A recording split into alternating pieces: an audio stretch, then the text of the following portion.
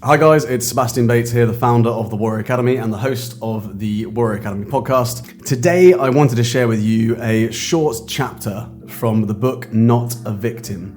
Not a Victim is a book I wrote in 2021 with the sole aim of helping parents mentor their children through the very, very difficult transition of bullying. I also recorded it as an audiobook, so if you'd like to have that book, then listen to this chapter, get a feel for what it's all about, and then have a look on Spotify or Audible for the audiobook, or even on Amazon for the physical book if you like a paper-based book. I really hope that it helps you prepare your child for the eventuality of going through bullying. Bullying is an inevitable but difficult transition that most of us go through in our lives. And as parents, I think it's really important we act proactively to prepare our children for the eventuality of having to go through it themselves. We can't always be there for our children, but we can give them the tools. We can empower them to face life's obstacles on their own. I hope you enjoy this chapter.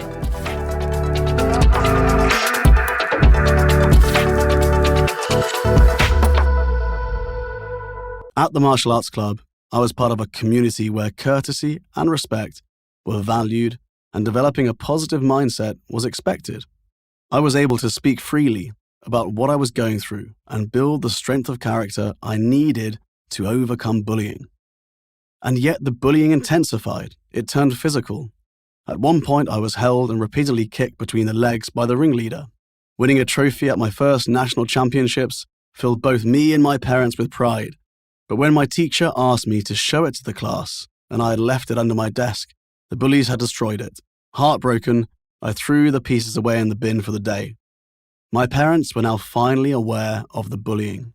Even as a 9-year-old, I felt ashamed, almost guilty, talking to them about it.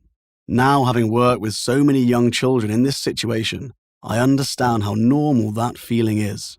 Perhaps even more so for boys, given the stereotypical expectation to be strong. It was my parents' worst nightmare. They tried everything, speaking to the school, speaking to the teachers, and to other parents, but they had little proof. I was given a bully book to write in details of incidences. Eventually, of course, this was found by the bullies, and you can only imagine how much worse that made things. Having reached his tipping point, my father walked into the school to address the students and my teacher, but to no avail. I think deep down they knew that removing me from the situation would stop the bullying, but it wouldn't teach me to overcome it on my own. Incredibly, they poured their energy into giving me the tools, the confidence, and the techniques I needed. 4 years after my ordeal began, I had a strong sense of self-worth and was equipped with a newly developed moral compass. I simply couldn't stand the injustice and developed the courage to stand up to my aggressors.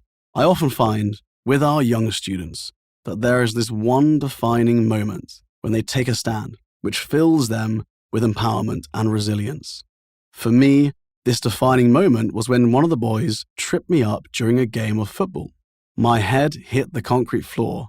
I got up and I retaliated using the techniques I had learned from martial arts. In that moment, I was transformed.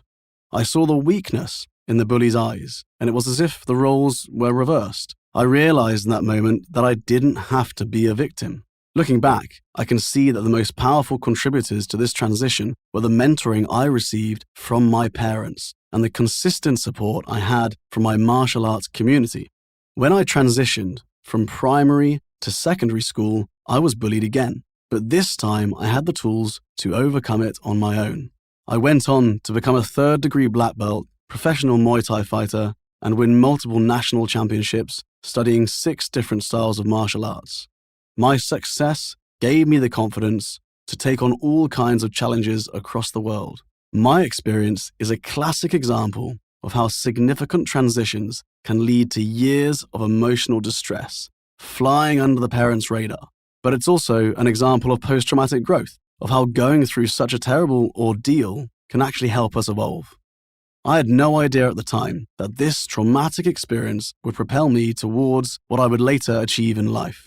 Only when looking back can we join up the dots and see that our pain has become our strength.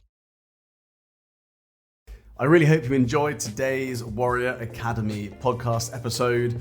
We're going to keep creating these episodes because I know that so many parents find them useful or get insights or get ideas about how to develop their child's character. But it all comes down to the 3 C's: confidence, conduct, and concentration. So if you want to get a deep insight into the levels of confidence your child has, the level of concentration they have, or the level of conduct they have, so that you can actually put a score next to it and then work towards increasing those scores like we do in the Warrior Academy, then I'd love to invite you to fill in the breakthrough area assessment. It takes about 5 minutes of your time and you will get a personalized PDF report on your child's 3 C's. To access the breakthrough area assessment and find out your child's 3 C's score, all you need to do is go to www.breakthrougharea.com.